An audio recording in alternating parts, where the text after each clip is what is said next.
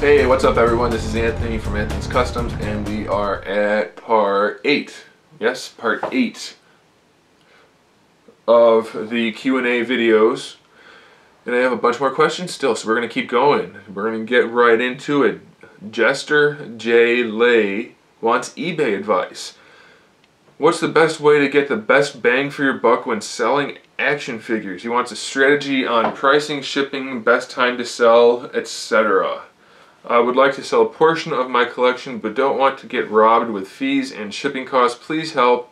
Thanks. Thank you for asking. Here's my advice. Just send all the stuff to me. I will look through it, and anything I like, I'll send you some money, and then the rest I'll sell on eBay, and I'll give you like 10% and everybody's happy. Is that okay? Does that sound good? I think that's probably the best way to go, personally. But in all seriousness, you can't sell on eBay without having to pay lots of fees. I think what I figured out is to count on spending, or count on pocketing about 20% of what you sell the item for. Of course, weight has to do with it, but after shipping and after eBay fees and PayPal fees, did I say 20%? 80%? I don't remember what I said. You're going to lose 20% of whatever you sell it for. So you can't get around that. Of course, lighter things there's less shipping, and heavy things there's more shipping. But that's what you need to consider. And the best time to sell is whenever an item's hot. Like if a new Halo game gets announced, that's when you unload your Halo stuff. If, let's say, if Marvel Legends, the line gets canceled, they're done with Legends, that's probably a good time. Although it could be a bad time too. It's either going to make people want to get things they missed because they're going to become harder to find, or it's going to make people say, screw it, I'm not collecting Legends anymore because the line's dead. So, I don't know, it's hard to guess on some things because anytime there's a human element, you can't say with 100% certainty. But just try to figure out when things are going to be more popular, that's when you want to sell. And for me personally, I always sell with buy it now because then I can control the price.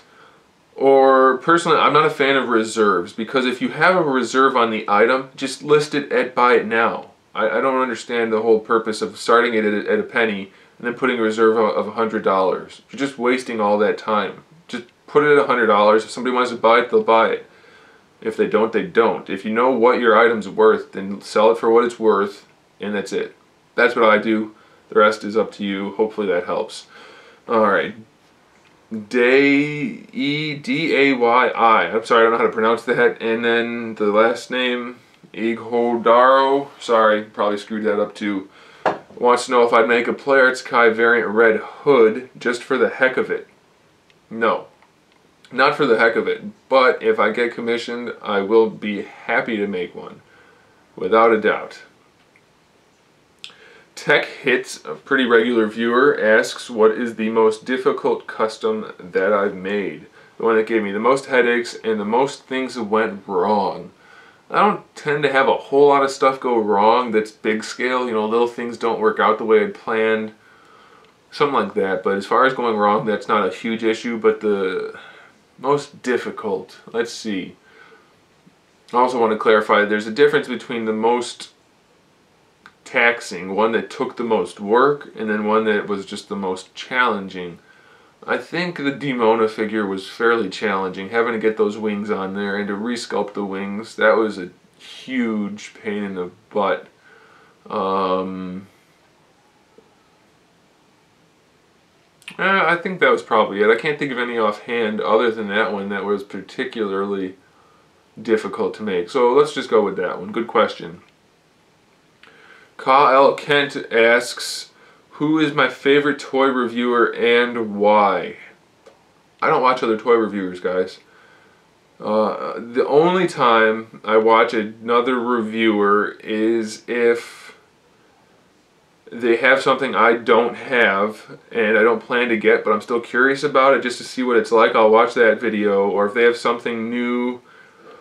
I mean, I watch them occasionally, but not regularly, because I tend to have things earlier, or at least as early as the other guys that are doing the reviews. So that doesn't really, there's no real benefit to me watching their videos because I already have the figure in hand. So it's not that I don't like watching their videos, don't get me wrong. It's just that there's really no point in me watching a video of somebody else review a figure I'm holding in my hand. You know what I mean? So I don't really have a favorite figure reviewer. I'm kind of partial to my reviews. Just kidding. But I'm not. I like mine. No, I'm just kidding. And then he had a part 2 of his question. Who is my favorite cosplayer and why? That's a tough one. I am a big fan of cosplay, and not just because there's boobs. A lot of people talk about boobs in cosplay synonymously. They're not all... That wasn't boobs, by the way. That was just a hand motion. Well, there are a couple that I'm big fans of, and I don't know if I want to say their names just because the other ones, if they happen to be watching this video, might get offended. So I don't know. That's a good question. I will say this, that Jessica Negri, she catches a lot of flack because she has blown up in popularity and people love to criticize people that are successful, but I am a big fan of hers, and I think she catches a lot of flack that she probably shouldn't, so I'm a big fan of hers. And I also like a few other ones, but I'm not going to get into it too much. I just wanted to comment on the whole people making fun of them, and not making fun of, but criticizing cosplayers. I think that happens probably far too often, and probably unjustly for a lot of them, especially the ones who are more popular.